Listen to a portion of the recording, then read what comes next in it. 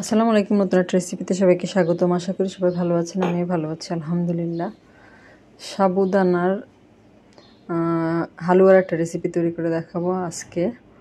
এখানে আমি 1 কাপ পরিমাণ সাবুদানা 3-4 বার ধুয়ে সামান্য একটু পানি দিয়ে 1 ঘন্টা ভিজিয়ে রেখেছি। সাবুদানাটা কিন্তু আমার খুব ভালো মতো ভিজে ফুলে উঠেছে আর একেবারে ঝরঝরা হয়েছে আমার এই সাবুদানাগুলো। এটা কিন্তু আমরা একেবারে অরিজিনাল যে সাবুদানা সেটা।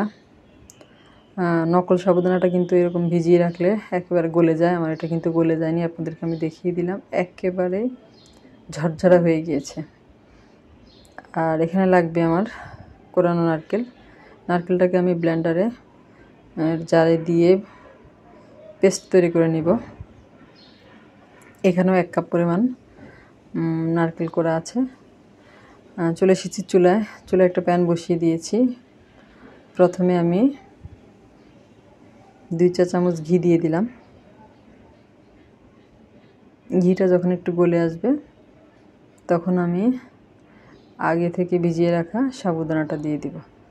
সাবুদানাটা দিয়ে এটা আমি মিডিয়াম লো আছে 4 থেকে 5 মিনিট ঘিয়ের সাথে সাবুদানাটাকে ভেজে নেব। যারা আমার রেসিপিটা দেখতে শুরু করেছেন, একটা লাইক দিতে ভুলে গেছেন, তারা একটা লাইক দিয়ে পুরো ভিডিওটা জুড়ে আমার সাথে থাকবেন। আর যারা আমার চ্যানেলে নতুন আজকে প্রথম ভিডিও দেখছেন, যদি রেসিপিটা আপনাদের ভালো লাগে তাহলে আমার চ্যানেলটাকে সাবস্ক্রাইব করে পাশে থাকা বেল আইকনটা প্রেস করে দেবেন। এতে করে আমি পরবর্তীতে যত ভিডিও দিব তার নোটিফিকেশন সবার আগে আপনাদের কাছে পৌঁছে যাবে। আর যারা ফেসবুক থেকে দেখছেন, প্লিজ নতুন নতুন রেসিপি পাওয়ার জন্য আমার পেজটাকে ফলো দিয়ে রাখবেন।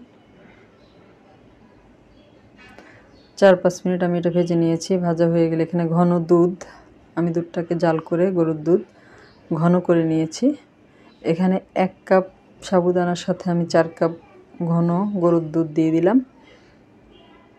আর ঘন দুধটা দেওয়ার চেষ্টা করবেন, সেক্ষেত্রে এটা খেতে খুব ভালো লাগবে।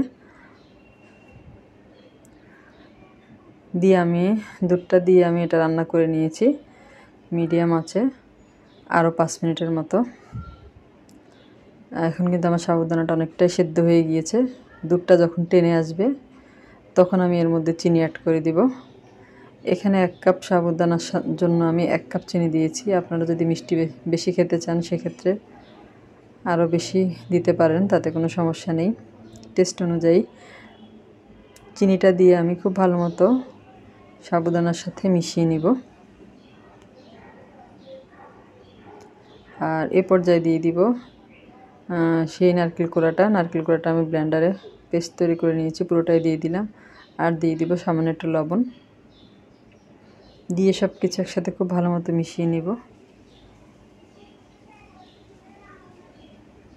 আর এটা এমনিতেও খাওয়া যাবে, আমি একটু দেখতে সুন্দর দেখার জন্য সামান্য একটু জর্দার কালার দিয়েছি, এতে করে এটা দেখতে ভালো লাগবে। আপনারা যদি কালার পছন্দ না করেন সেক্ষেত্রে স্কিপ করতে পারেন। আমি কিন্তু কালার পরিমাণটা বেশি দেইনি, আপনারা কালার দেখেই বুঝতে পারছেন।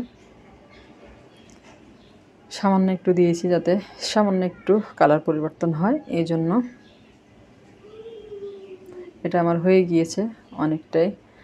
আর এখানে চাইলে আপনারা একটু কিশমিশ দিতে পারেন বা বাদাম কুচিটাও ব্যবহার করতে পারেন।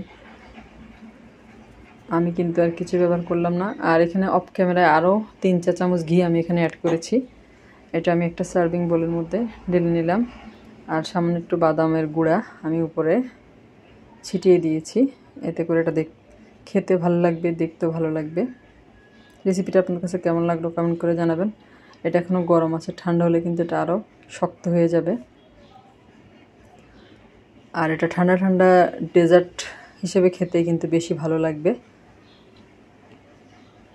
এই যে, সবাই অনেক বেশি ভালো থাকবেন। আজ এই পর্যন্তই। আল্লাহ হাফেজ।